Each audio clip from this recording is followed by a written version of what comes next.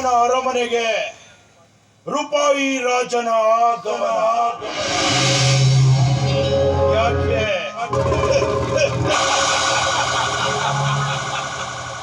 ಈ ಶಿವಣ್ಣನ ಮುದ್ದಿನ ಪತ್ನಿ ಸೌಂದರ್ಯಾಳ ಶೀಲ ಸವಿಯಲಿಕ್ಕೆ.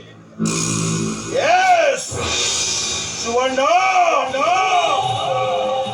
ನೀನು ಆವತ್ತು ನನ್ನ ತಂದೆ ತಾಯಿಗೆ ಮಾಡಿದ ಅವಮಾನಕ್ಕಾಗಿ ಇವತ್ತು ನಿನ್ನ ಹೆಂಡತಿಯ ಶೀಲವನ್ನ ಸವಿದು ಅವಳನ್ನ ಈ ಊರಿನಲ್ಲಿ ಬಜಾರಿಯನ್ನಾಗಿ ಮಾಡುತ್ತೇನೆ. ಅದನ್ನ ನೋಡಿ ನೀನು ಕೊರಗಿ ಕೊರಗಿ ಸಾಯುವ ಹಾಗೆ ಮಾಡುತ್ತೇನೆ. ನೀನೇ ನನಗೆ ಬಿರುದನ್ನ ನೀಡಿದೀಯ, ರೂಪಾಯಿ ರಾಜ. ನೋಡ್ತಾ ಇರೋ ಈ ರೂಪಾಯಿ ರಾಜನ ಕರಾಮತನ.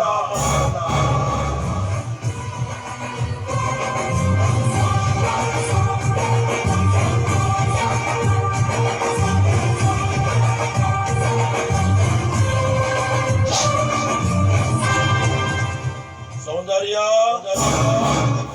ಸೌಂದರ್ಯ,